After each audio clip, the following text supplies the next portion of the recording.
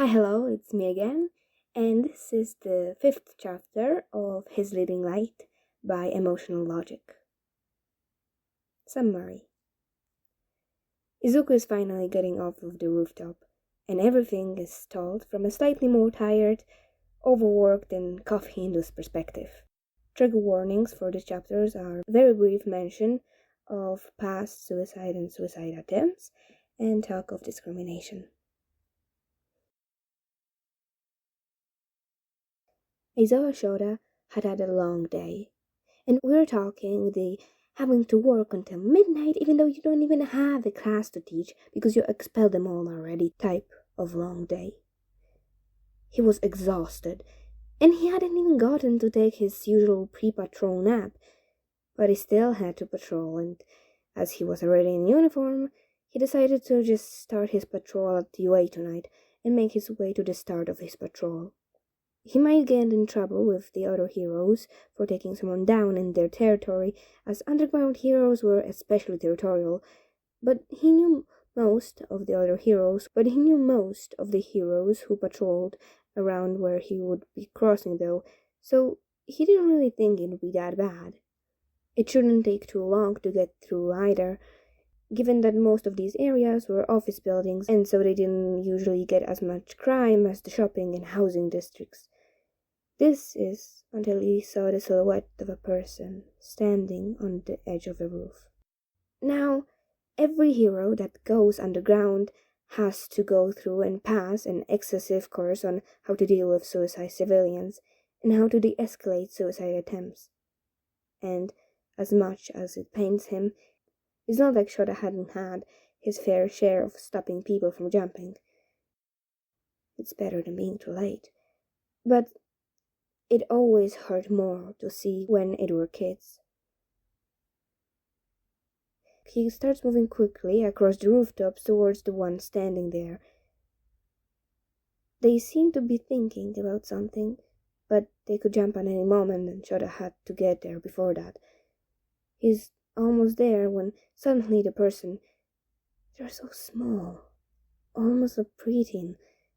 God, Shota hopes they're not preteen. Looks straight at him. A quirk? The kid looks back down in front of them. He moves faster. Seeing someone approach them will usually have one of two responses, and Shota really doesn't want to see this kid jump faster as a way to stop him from stopping them. Luckily, this doesn't happen. The kid looks like they either see something or realize something that makes them change their mind as they turn and carefully crawl back over the railing they've been standing in front of. Then the kid just sits down and starts rummaging through a bag that was sitting beside them, as well as a pair of shoes. A pair of red shoes. Quirkless shoes. Shota lands on the rooftop just in time to see the kid look up after having apparently found a pen and a notebook in his backpack. The notebook, looking like it had been through hell and back, was situated on the kid's lap. The kid, boy, it's so dark, hard to tell, is looking at him with shock, which is to be expected considering that most children don't know much about underground heroes. That is, if they know about them at all. But the thing that makes him back up about this kid is the amount of recognition coloring the kid's shocked face, which is not only surprising because no one is supposed to know about him, but because he's pretty sure he's currently standing in one of the darkest spots on the roof, and this kid really shouldn't be able to see any more than his silhouette. A silhouette he purposely keeps as neutral and unrecognizable as possible, so there really shouldn't be anything there to recognize. And yet the kid is staring at him in the way that kids on the news stare at All Might after being saved by the guy. And he wasn't sure how to feel about it until he realized that this kid had just been seconds away from killing himself. And so he had to put it aside until after he dealt with that. Slowly approaching the kid, Shota tried to give him room by sitting down about 2 meters away from him with a slightly awkward but welcoming, "Hi there, kid." as well as a small, just as awkward wave. Okay, yeah, he's gone through the course, and he done it in practice a couple times, but that doesn't make it any easier. Eizo Shoda just isn't a people person. He's not good at social interactions. It's why he's underground, or at least it's one of the bigger reasons. Either way, the kid seems to be brought out of his thoughts, his eyes locking in on him rather than just looking towards him. Your next? The sentence is said so quietly that Shoda probably wouldn't have heard it if the wind hadn't decided that moment to go completely quiet. The kid didn't seem like he meant to say that out loud, nor did it look like he realized that he did, but Shoda's curiosity was piqued. Next? He asked, somewhat gently. He was still tired, so his voice sounded a bit more gruff than usual, but he was trying here. Who's next? He asked again, trying to clarify his earlier one-word question a bit. He was a bit louder this time, noticing how the kid didn't seem to have heard him. Shoda knew he often subconsciously spoke quieter when he was tired, so that was probably what was happening now. He has never heard of a hero called Nyx before. Not that Shoda knew of all the pro heroes out there, of course, but he had to admit it did sound like a cool name, though most hero names were cooler than Eraserhead. It may have grown on him over the years, but that doesn't mean he still didn't blame Hisashi for making him choose it. Not that he was able to come up with a better name himself. Luckily, the kid heard him the second time, as evident by how the kid's eyes widened in realization that he said the name out loud. He looked embarrassed? Why? Was he embarrassed because he realized his mistaken Shoda for someone else? The hero decided to just wait patiently for a few seconds for the kid to collect himself again. Even this close, it was very difficult to see any defining features other than messy, curly hair and a round face, big eyes, and that he was short. He could make out the facial expression to a certain degree, but the fact that the kid was sitting in the darkness with lights behind him didn't exactly make it easier. Shoda still couldn't even tell for certain what the kid's age was, but he prayed for it to be as old as possible with such a small figure. The last thing he wanted was to find an 11-year-old was trying to kill themselves. After a few seconds, the kid seemed to speak up again, looking like he'd been contemplating whether or not to tell the hero the truth about this next person. The kid wasn't looking at him. Rather, he was looking down on his lap while seemingly absently flipping the pages of his notebook. Well, I'm sorry. The kid had been talking really quietly, but the last part was said loudly, as if the kid forced it out. It's by no means an understatement to say that the word was not what Shoda had expected. Not that he had expected anything, really. He had no idea who it was, but least of all, he was expecting an apology. Kid, what are you sorry for? He tried to ask in a soft voice, but as mentioned earlier, he's not really good with people, and though yes, he is a teacher, that doesn't mean he's good with kids. He can put kids in their place when they act out, but he's not good at making them open up and talk to them when they are distressed and suicidal. Again, this kid seemed to go in his own thoughts to contemplate, though this he subtly started muttering after a few seconds. It was incoherent, and it seemed to be subconscious, but Shoda was able to catch a few words like Onyx, hero, stupid, amazing, and illegal. The last word making Shoda worry.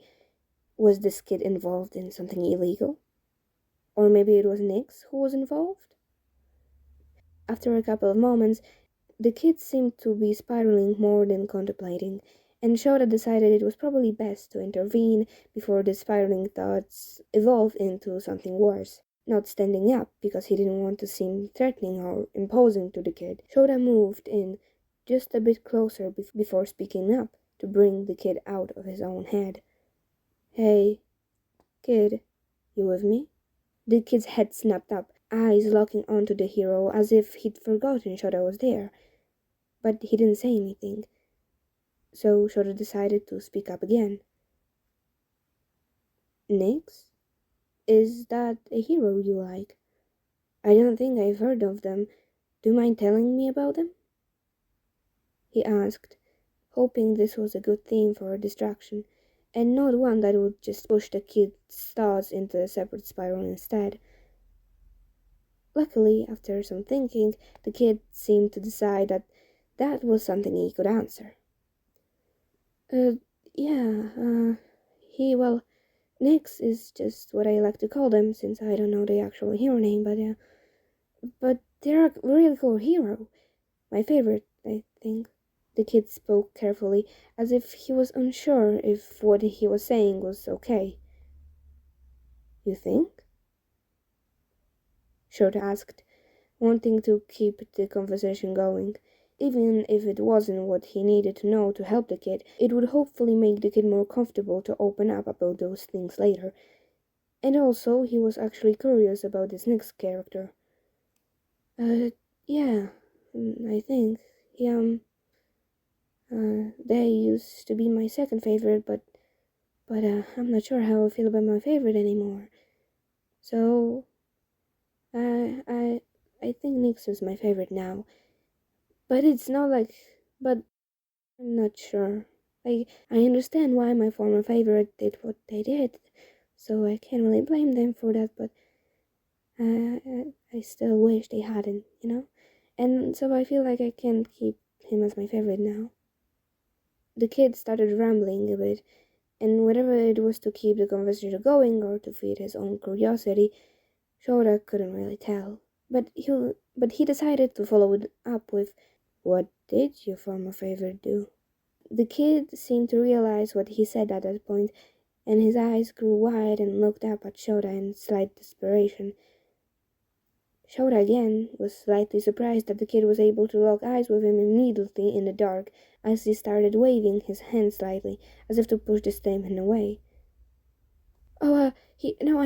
They really didn't do anything that bad. I'm sorry. I was just really stupid and put them in a really uncomfortable position, so I really get why he did that, and it really wasn't anything." The kid seemed to try to change the hero's pronouns to they, them, as if to keep their identity secret, but slipped up with he, him pronouns when he started rambling a bit again. He probably just didn't want to talk bad about a hero to another hero. Or, come to think of it, did he know Shota was a hero? He hadn't actually introduced himself yet, but the kid didn't seem very wary of him either. Either way, his former favorite hero had obviously done something bad, but the kid seemed to be too self-deprecating to want to put the fault on someone else, and he can actually kind of understand why, especially when that someone is a hero and someone the kid had probably idolized for a long time.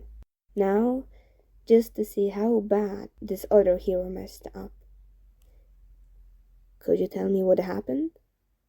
"You won't have to tell me who the hero is, just what happened, so you might just get it off your chest." Shota wasn't sure if playing therapist was the right way to go, but it would be easier to hinder a suicide attempt if he was able to find a root as to why, right? And whatever happened between the kid and this hero seemed like one of those last drop before the water spills over kind of situations. The kid looked thoughtful again, as if wondering if he could trust Shota. And to be fair, the kid probably shouldn't. Not that Shota isn't trustworthy, but this kid doesn't even know that he's a hero. Why should the kid trust a random homeless-looking guy? So maybe he should tell him. "I'm a Eraserhead, by the way. I'm a hero, though I'm underground, so you probably haven't heard of me." Hopefully that would give him a bit more efforts with the kid. The kid looked at him with wide eyes for a minute, whispering, "Eraserhead," before seemingly jolting out of it, shaking his head slightly as if getting rid of a thought before looking back at Shoda. "I'm Midori Izuku. It's nice to meet you, Eraserhead-san."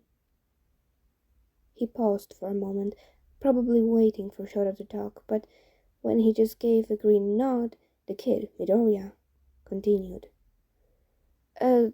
Well, I guess it wouldn't hurt to tell. Just please know that I've learned from my mistake, and I'm definitely not going to do anything like that again." Midoriya was bowing his head as much as he was able to do in the position he was sitting in, as a way of showing how sorry he was for what he did. Well, it wasn't the best start to a story, but as long as the thing Midoriya learned isn't so determinal. The kid looked up at him again, looking nervous and anxious about talking as he started telling Shoda what had happened. "So, well, I was walking home from school today and, oh, this was today. This was more recent than he thought. And, well, I was taking a different route home than usual because, I wanted to be alone, and this route doesn't have that many people on it, though that seemed to be a bad thing in this case. There was a villain, and they had a mutation quirk that made their body amorphous, and I think they were dark green, but I'm not really sure. I didn't see them that well before they tried to suffocate me." Midoriya made a grimace while reaching for his neck. It looked subconscious as he was replaying and reliving the events in his mind while explaining it. I think they had a secondary quirk function because it seemed like they tried to get inside me, given that instead of just holding their body in front of my mouth and nose, they were pushing their body inside me to make me drown more than suffocate, if that makes sense. It might be something like possession or puppeteering, though it depends a bit on whatever the person would need to die for quirk to work. But yeah, I'm pretty sure I might have some slime in my throat and lungs. They feel sore and also hurt a bit. But yeah, I was helped by my then favorite hero before I died, though I think I might have passed out because when I came to afterwards, he was slapping me to wake me up. Midoriya seemed to be unsure, but not in the way of being unsure of the truth, but like he wasn't sure if he was saying too much. Shoda just listened while the kid talked, nodding and humming points to make sure Midoriya knew he was listening and that he could continue. Well, I'm not very sure what happened after that. I started puking up some of the slime stuff, and I think the hero was saying something, but he was talking too quietly, or was too far away or something.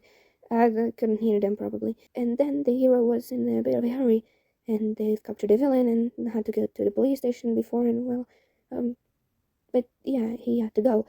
And I'm not pretty sure what I was thinking, to be honest, but to be honest, I am pretty sure I wasn't, because I was disoriented and being really stupid, and so I kind of latched onto his leg while he jumped. Shoda was a bit stumped, if he was being honest with himself. It wasn't even due to the way this actual child was currently talking about almost dying in a villain attack, and in the way that made it seem like everything was his own fault. No, Shoda was stumped because this hero had to be one of the most incompetent heroes out there. He couldn't even properly count how many things the hero had done wrong. As a hero, you're supposed to call paramedics to the scene the second you have the opportunity if there are potential victims of the villain's attack, just in case someone goes into shock. And this hero saw a child being suffocated, almost dying and passing out. He had time to capture the villain and start trying to wake the dying kid up, and he still didn't call the paramedics? And the hero isn't even supposed to deliver the villain to the police station. They're supposed to report the crime once the villain is apprehended and wait for the police to show up, in case they find something important to the villain/fight/case, if there is one on the individual, but heroes don't know of every wanted person and should never assume the villain or criminal that they apprehend aren't wanted or a part of something else in the area. These are things that, should a hero not follow the protocols, would put said hero on a suspension with a set of mandatory hero courses to finish in order to do better in the future. Or that's at least what's supposed to happen, and it's usually what happens, unless the hero is a top 20 hero or something like that. Midoriya was looking down at the notebook in his lap, looking ashamed and tense. His shoulders were tense. Midoriya was expecting him to yell, maybe even get physical with it. Well, it shouldn't come as a surprise that the kid who almost just jumped off the building hasn't had the best life, but it still didn't make Shota feel any better about the case. So, you held on to him? Did he jump before noticing you were there? He tried to push for Midoriya to continue the story while also seeming as not threatening as possible. He knew he shouldn't derail the conversation, which is the only reason he isn't currently around to find out who this hero is, so that he might get them suspended himself. Luckily for him, the kid took the bait and continued talking. Well, yeah, he didn't notice me before we were midair, and then he told me to let it go. I'm sorry. What? But I'm pretty sure I would have died if I'd had, so instead he landed me here, and then, well, we talked for a bit, and then he left. As I said, he was in a hurry, so it's not like I don't get it or anything. Shota was really doing his best to stay calm right now, mostly because he, after listening to the kid recalling the last few hours, was pretty sure Midoriya would take it as Shota being angry with him, but also because he needed to get this kid to elaborate on something, and he really, really needed this hero's name. Could you tell me what you were talking about? He tried to be careful, asking for the kid to keep talking, but he could tell his questions weren't exactly subtle. The kid seemed to be just as tired as him, though, because Midoriya didn't seem any more suspicious of him as he kept asking questions. At the question, Midoriya looked over his shoes. The alarm red quirkless shoes are one of the most eye-catching tells that a person is quirkless, and though a majority of people don't know about it, that's not for lack of trying from the community or media's side. It's just not something quirked people care to talk about. The kid looked to be contemplating the pros and cons of telling him, but luckily it didn't take long before he eventually started talking again, though the words were slightly more muffled and quieter than they were just before. After one last look at his shoes, Midoriya looked back at him and took a deep breath, as if he was preparing for something. I just asked him a question. I knew the answer already, so it's not like I wasn't prepared for it. I guess I wanted to be proven wrong. Shota was about to ask more, about to try to get closer to the issue, but then Midoriya started coughing, and Shota was reminded of what the kid had said earlier. He had been attacked by a villain, trying to drown him by forcing slime down his throat. He then threw up the slime after this hero saved him, and he had yet to see any kind of paramedics or health professionals about it. Midoriya then coughed up some slime, and though that seemed to stop the coughing, Shota knew there was most likely more, and that not getting Midoriya to a doctor could very quickly become bad. Midoriya, would you allow me to take you to the closest hospital? Would you allow me to take you to the closest hospital? To be honest, he didn't feel like asking. he just felt like taking the boy and going. It's not like it would be difficult considering how tiny the boy was. Something else, a doctor might be able to help him. But he was already doing his best trying to make Midoriya trust him, and he had a feeling kidnapping the kid wouldn't really help on that front. Midoriya looked skeptical, but seemed to be considering it as he looked between the tiny pillow of slime now sitting beside him, then over at the shoes on the other side before looking back at Shota. After a bit of thinking, Midoriya nodded slowly. Okay, I guess. I'm not sure they're going to do much, but maybe with a hero there. Midoriya trailed off, but the implication was pretty clear. As much as Shota hated it, quirk discrimination was very much a big issue, and there were multiple laws in place preventing discrimination based on quirks and quirk types in medical field. Just like most other discrimination laws, they were mostly made in the very beginnings of quirks, while the quirked will stay in the minority. In other words, the laws were never made to consider anyone discriminating against the quirkless, because at the time, the quirkless were normal, while the quirked were seen as freaks. Now, due how the laws are phrased, they seem to be covering everyone, though also inadvertently leaving the quirkless behind as the easiest minority to be exploited. Shota gave Midoriya a soft, sorry look. At least he tried to. Not that the kid should be able to see his face in this lighting anyways, but everything else so far seemed to indicate that Midoriya could. And a nod, as to say that he understood what the kid was thinking. After a couple of seconds of Midoriya looking like he was going back into his thoughts, Shota straightened up a bit, trying to communicate a sort of "let's go" without saying anything. Luckily, Midoriya seemed to take the hint, as he looked like he almost jointed a bit before putting the notebook that had been lying open on a blank page in his lap into his backpack and started putting his shoes back on. When the kid was done, Shota gestured for the door leading into the building and let Midoriya go first. They mostly walked in silence on the way to the hospital. Shota would have called the medics, but the hospital was only a couple of blocks away, and it didn't seem like it was so urgent they needed a lift. The walk was mostly silent, with Shota wanting to ask a lot of questions, but also not knowing how to without potentially ruining the sliver of trust he managed to gain from the kid. Midoriya too looked like he wanted to ask questions, or at the very least he had something on mind, but judging from the way he kept sending Shota subtle looks, as if he thought the hero wouldn't notice. Shota decided not to ask about it. At least he would wait until the kid had gotten some proper medical care.